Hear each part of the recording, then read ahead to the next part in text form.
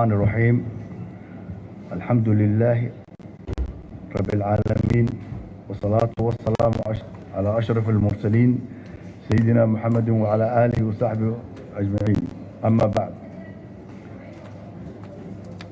قدوميها كوميلغاركا أمباسدور دبنعات يقولها شعبك حلبان هذا شرفت بدن يقولها شعبك. بسم الله الرحمن الرحيم. الحمد لله رب العالمين، والصلاة والسلام على سيدنا محمد وعلى آله وصحبه وسلم. أما بعد، قدوميها كوميلغاركا أمباسدور دبنعات يقولها شعبك حلبان هذا شرفت له يقولها شعبك. guddiga doorashada, saxaafadda, howlwadeennada, ciidanka amniga iyo dhammaan marti sharafta, assalaamu calaykum waraxmatullaahi wabarakaatu. mudane guddoomiye iyo mudanayaal, golaha shacabka ee baarlamaanka federaalka soomaaliya waa golaha matala dhammaan ummadda soomaaliyeed sida ku xusan qodobka 56 dastuurka kumeelgaarka ah. golahani waa ubuucda iyo lafdhabarka dowladnimada iyo midnimada Soomaaliya. waa golo ka turjuma dimuqraadiyadda, jihaynta siyaasadda Soomaaliya. waxaan uga hambaliyeynayaa dhammaan xildhibaanada ka mid noqday golaha ee matalaya ummadda Soomaaliyeed. golahani wuxuu u baahan yahay guddoon leh aragti midaysan, hufnaan, waayo aragnimo, aqoon, dulqaad iyo xasilooni siyaasadeed, kana shaqeeya danaha golaha iyo horumarinta xildhibaanada.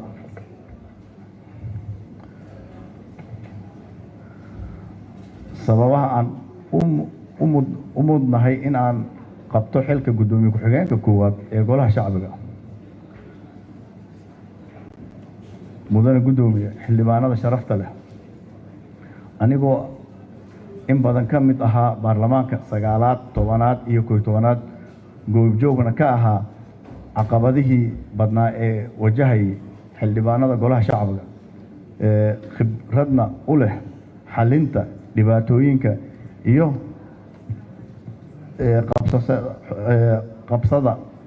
dhibaatooyinka qabsada xildhibaanada cusub iyo kuwa soo noqdayba, anigoo sameeyey cilmiga baarista bulshada, anigoo waayo arag iyo khibrad dheer u leh diblomaasiyadda, maamulka iyo hoggaanka dowladnimo, lana soo shaqeeyey hay-adaha dowladda. waxaan ka mid ahaa diblomaasiyiinta safaaradda Soomaaliya 2000 ilaa 2014, taasoo aan ku soo biiray baarlamaanka 2014 markii Allah u naxariistay aabahay la dilay xildhibaan mudane maxamed maxamuud xeyd, asoo gudanaya howlihiisa dastuuriga una soo socda shaqadiisa ayna maalin Ramadaan ahayd. waxaan ka soo mid noqday guddiga difaaca golaha shacbiga baarlamaankii 9aad. waxaan ka mid noqday guddiga difaaca baarlamaankii 10aad labadii sano ugu horeeyay 17 ilaa 19. waxaa la ii doortay inaan ka mid noqdo guddiga dastuurka ee baarlamaanka 2019 ilaa 2022, xubin firfircoon oo ka mid ah guddiga baarlamaanka caalamiga ah, anigoo ka mid noqday guddiga baarlamaanka adduunka qaybtiisa fulinta. waxaan madax ka noqday guddiga saaxiibtinimada baarlamaanka Soomaaliya iyo Qatar, Qatar Parliament Friendship, lana soo shaqeeyay hay-ado kala duwan oo caalami ah, anigoo aqoon durugsan u leh arrimaha maamulka iyo horumarinta, oo anigoo ka haysta shahaadada UPs ee jaamacadda UN-ka, kulliyadda master degree-na ka qaatay Peace, Governance and Development af Soomaali markii loo bedelo noqonaysa nabadda, maamulka iyo horumarinta, anigoo aqoon fiican u leh dastuurka kumeelgaarka ah ee dowladda federaalka Soomaaliya,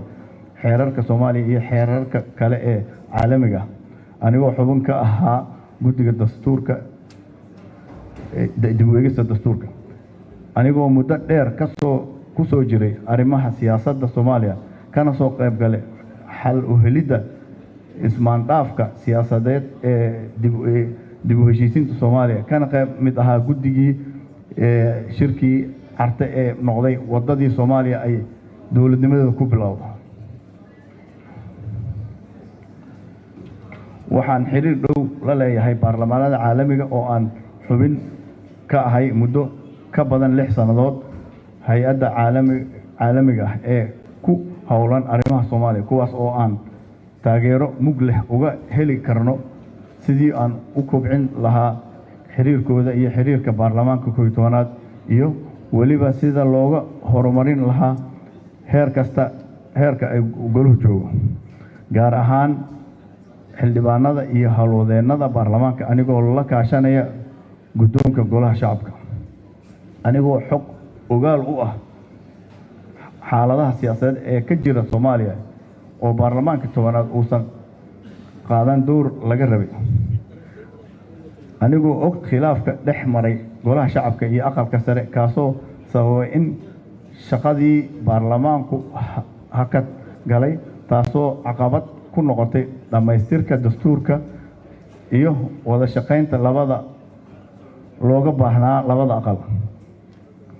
waxaan abuurayaa jawi ku salaysan kalsooni isfaham dastuurka kumeelgaarka la tashi aan la yeelan doono xildhibaanada iyo iyadoo la asaasayo guddiga adeega baarlamaanka oo muhiim u ah shaqada isku xirka iyo adkeynta hay'adda xildhibaanka anigoo aaminsan la tashi ku dhisan washaawirhum fil amr waxaan aaminsanahay in markasta ay muhiim tahay la tashiga dhammaan xildhibaanada guddoonka si loo helo gole la wada leeyahay anigoo ah shakhsi si guul leh uga soo baxay dhammaan shaqooyinkii aan soo qabtay iyo kuwa aan hadda hayaba ee ku aadan siyaasadda iyo arrimaha diblomaasiyadda weligayna aan laygu eedayn ama laygu xaman musuqmaasuq qabyaalad iyo karti darro haddaba arrimahaas ayaa aaminsanahay in aan ahay qofka ugu habboon ee ka soo dhalaali kara xilka guddoomiye ku-xigeenka koowaad ee golaha shacabka magac iyo sharaf weynna uga soo hoyn kara golayaasha caalamka iyo shacabka haddaba anigoo ka duulaya dastuurka kumeelgaarka ah iyo xeer hoosaadka golaha shacabka oo si cad u sheegaya howlaha guddoonka golaha shacabka waxaan go'aansaday in aan u tartamo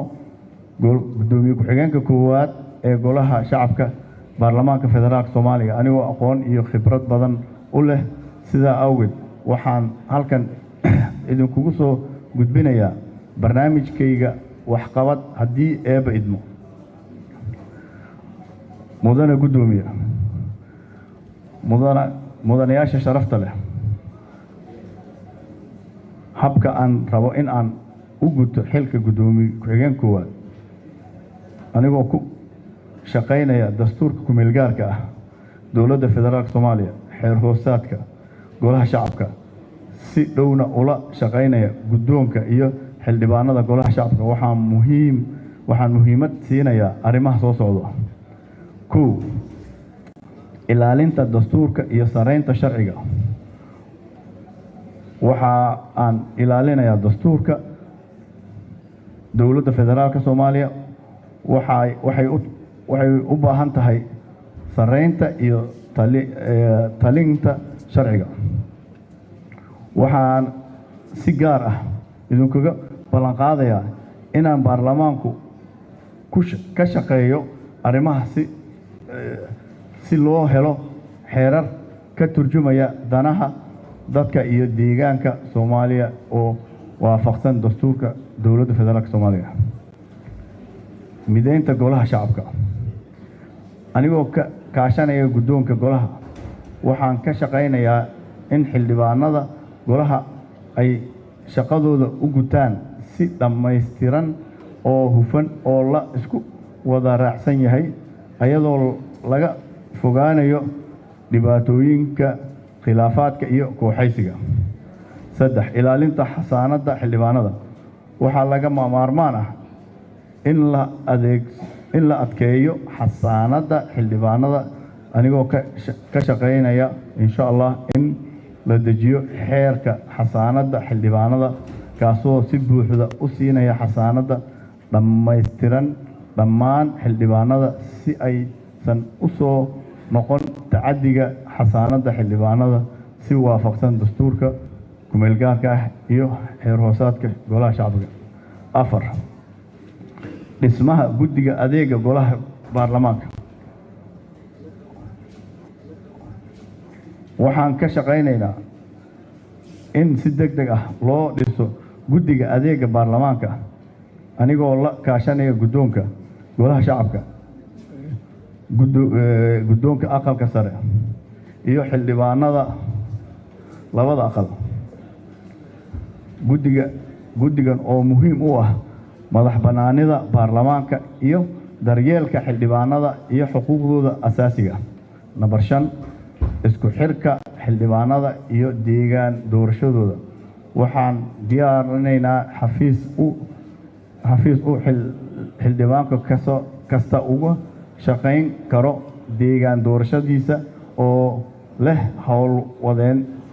howlwadeenno iyo khubaro maadaama shaqada xildhibaanku ay tahay sida ku xusan qodobka 61 ee dastuurka Jamhuuriyadda Federaalka matalaad deegaan doorasho xeer dejiye la xisaabtan xukuumadda. waxaan sidoo kale ku darayaa miisaaniyadda dowladda miisaaniyad u gaar ah ee loogu talagalo horumarinta deegaan doorashada Constituency Development Fund CDF si loogu sahlo in xildhibaan kasta uu booqan karo deegaan doorashadiisa ayadoo uu warbixin u soo gudbinayo golaha shacbiga. la xisaabtanka xukuumadda. Number 6 waxaan xoojinayaa la xisaabtanka joogto ahaan xukuumadda ayadoo laga hortagayo isku milinka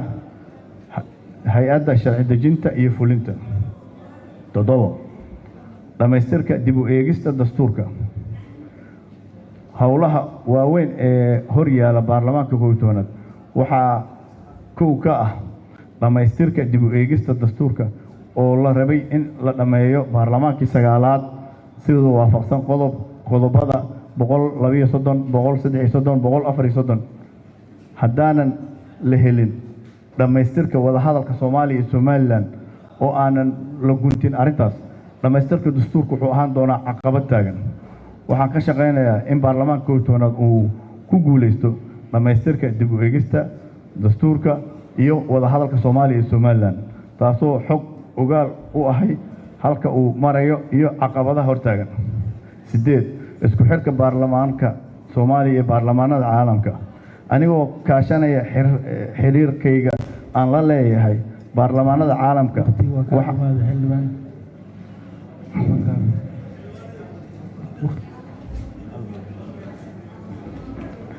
anigoo kaashanaya xiriirka aan la leeyahay baarlamaanada waxaan ka shaqaynayaa abuuraya saaxiibtinimo ah baarlamaanka iyo baarlamaanada adduunka si ay u heli karno horumarinta iyo kor u qaadida tayada xildhibaanada iyo howlwadeennada baarlamaanka.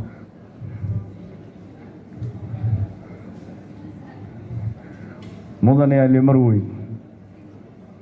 gunaanadkii mudane guddoomiye mudanayaasha sharafta leh iyo marwooyinka waxaan si sharaf iyo xushmad leh idinka codsanayaa inaad codkiina igu aamintaan oo aan idiin dhowro ammaanada aad ii dhiibataan oo ugu adeego danaha golaha xildhibaanada iyo danta guud ee qaranka. xildhibaanada sharafta leh haddii aad igu aamintaan codkiina waxaan noqon doonaa mid idin nugul idin dhagaysta idinka warqaba waqti walba iyo meel walba waxaan jeclahay inaan ku soo qatimo waa kuma xildhibaan Saciid Maxamed Maxamuud Xayd. xildhibaan Saciid Maxamed Maxamuud Xayd wuxuu ku dhashay magaalada Muqdisho 21 January 1970 waa mudane ka soo jeedo famil siyaasad iyo ciidanba ka soo jeeda